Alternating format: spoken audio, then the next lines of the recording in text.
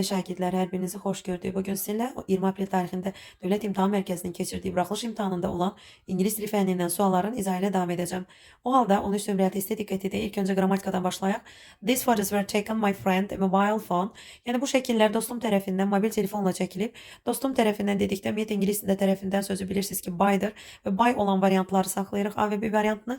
Telefon ilə dedikdə isə ümumiyyətlə ingilis dilində birgəlik bildirən ilə lalə with conjunction, yəni bağlayıcıdır. Ona görə doğrumuz B-dir. These photos were taken by my friend with a mobile phone şeklinde olmalıdır. Yani doğrumuz B variantıdır. 14 nömrəli testə diqqət edirik. Money by the villagers, they add to the palace. Pul kəndlilər tərəfindən tapıldı və polisə təhvil verildi. O zaman ilk önce money'e dikkat edirik. Pul özü-özünü tapmır. Yəni artıq o məchul növdədir. Kimsə tərəfindən tapılıb. Ona görə məchul növdədirsə bir fiil məchul yaratmır. Eyni zamanda pul sayıla bilməyən isimdir. Sayıla bilməyən isimlərdə are found, were found cəm xəbər şəklində cəm passive verə bilmirik. A variantında was found, gave hər ikisi keçmiş zamandadır. Feillərimiz doğru uzlaşmışdır. Zamanları eynidir. C-də isə is found indiki zamanın məchulu, give feilinin keçmişidir. Yanlışdır. Doğrumuz elə A variantıdır. Money was found by the villagers. They gave it to the palace. Doğru versiyadır. 15 nömrəli testi isə bizdən choose a sentence with a passive voice, yəni məchul növdə olan cümlə tələb olunur. Biz bilirik ki, məchul növdə olmayan cümlələrdə mübtəda xəbər ardıcılığı olmalıdır. Amma məchulda isə şəxs işi görən məlum olmamalıdır. O zaman sonuncu variantda they promise işi görən məlumdur. Mübtəda xəbər ardıcılığımız var. D variantında we lost şəklindədir. Yenə də cümlə yanlışdır. Mübtəda xəbər var. C variantında my hobby is collecting. O zaman emiza ve 4 yani damece zamanın məchulunda mütləq being olmalıydı ve fiilimiz de V3 şeklinde olmalıydı. Ona göre yanlıştır. A variantında all the students wanted mübtəda xəbər ardıcılığımız var. Doğrumuz elə B'dir. Cotton is planted in different parts of Azerbaijan. Yəni Azərbaycanın müxtəlif bölgələrində pambıq əkilir.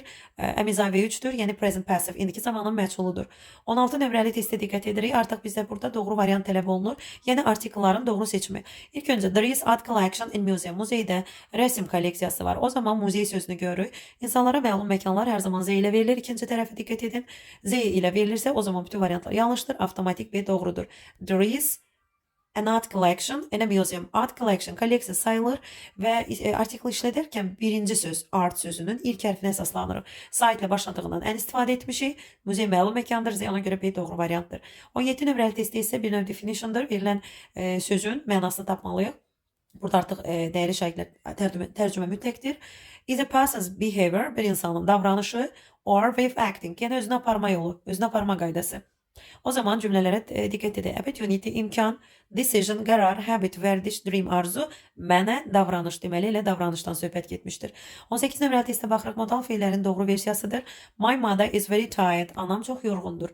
Sizcə anam çox yorğundursa mən ona kömək etməliyəm, yoxsa yox? Əlbəttə ki, cümləmiz təsdiqdə olacaq. Etməliyəm. O zaman inkarları atırıq. Eyni zamanda can to ilə olmaz. Ona görə də yanlışdır. Might, may heç bir halda modal feillərimiz to ilə istifadə olunmur. Having to'su yoxdur. Doğrumuz elə B variantıdır. I must help her. Yəni mən ona kömək etməliyəm. 19 nömrəli testə diqqət edirik. O zaman burada artıq agreement mövzusunu görürük. Mübtəda xəbər uzlaşması hər zaman söz önündən əvvələ baxırıq. Information sayılmayan isimdir. Sayılmayan ismin tək xəbərlə uzlaşır. 2 saytı cəm xəbərlərimizi atırıq. 3-4 atanda doğrumuz 2-5'tir. The information in those books is taken və yaxud da was taken from the internet. Yəni bu kitabda olan məlumatlar internetdən götürülmüşdür. O zaman 20 nömrəli testə diqqət edirik. Burada həm bizdən yerlik hal tələb olunur, amma isimlərin işarə əvəzliyini və hallanmanın doğruluğuna diqqət edin. Məsələn, this təkdədir, men cəmdədir. Artıq burada uzlaşma pozulub yanlışdır. Z təkdədir, amma apostrofu cəm verib. Ümumiyyətlə, mən təkdədir, men şəklində olmalıydı. Cəmdə yanlışdır qrammatik cəhətdən. O zaman diqqət edirik. These mən verib, yenə də işarə əvəzliyi təkdə isim, işarə əvəzliyi cəmdə isim təkdə yenə yanlışdır. Those cəmdədir, men's isə S apostrofla ümumiyyətlə nə cəmlənmir S ilə, nə də S apostrof almaz. Çünki onlar kökdən dəyişəndir. Kökdən dəyişən isimlər təkdə də cəmdə də apostrof S alar. Ona görə yanlışdır. Doğrumuz A variantıdır. This cəmdədir, men cəmdədir. Apostrof təkdə cəmdə. Apostrof S şəklindədir. Tamamilə doğrudur A. Tərcüməyə gəldikdə isə this man's luggage was very heavy. Bu adamların yükü çox ağırdır.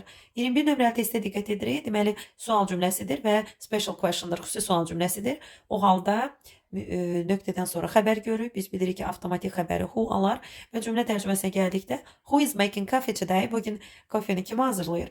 O zaman doğru variantımız elə C'dir. 22 nömrəli testə diqqət edirik. Burada artıq bağlayıcıların doğru istifadəsidir. Mütləq cümlənin tərcüməsinə diqqət etməliyik.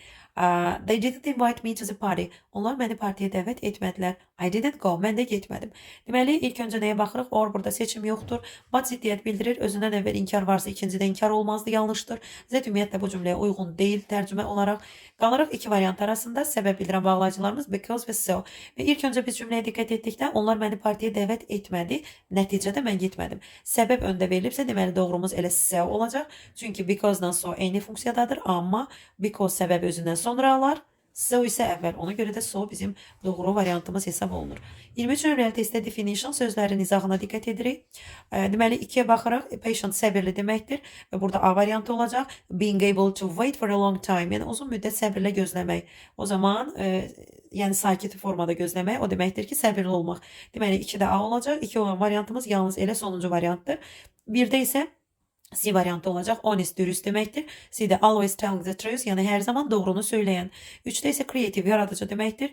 Having a lot of imagination or new ideas. Yəni hər zaman yeni ideyalar olmaq, yaradıcı olmaq deməkdir. 24 nömrəli testdə isə bizdən close meaning, yaxın mənalı, yəni sinonimlər.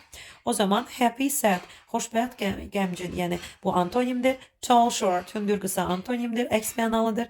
Difficult, easy, asan, çətin, əks mənalıdır. Old, rude, köhnə, kobud, ümumiyyətlə nə antonim, nə sinonimdir. Doğrumuz elə A variantıdır. Nice, beautiful, gözəl, hər ikisi yaxın mənalıdır və sinonimdirlər. 25 nömrəli testdə isə which pairs are antonyms, hansı sözlər antonimdir və cümlədə yəni əks mənalı sözlər tələb olunur. Dangerous, safe, təhlükəli, təhlükəsiz, doğrudur. Ugly, clever, çirkin, ağıllı, ümumiyyətlə antonim deyil. Different, ancient, müxtəlif, antik, qədim, antonim deyil. 4-də isə boring, interesting, sıxıcı və maraqlı əlbəttə ki antonimdir. Bu qədər dəyərli şagirdlər, digər mətnlərin izahı ilə də davam edəcəm və imtahanda nəticə olaraq hər birinizə uğur arzu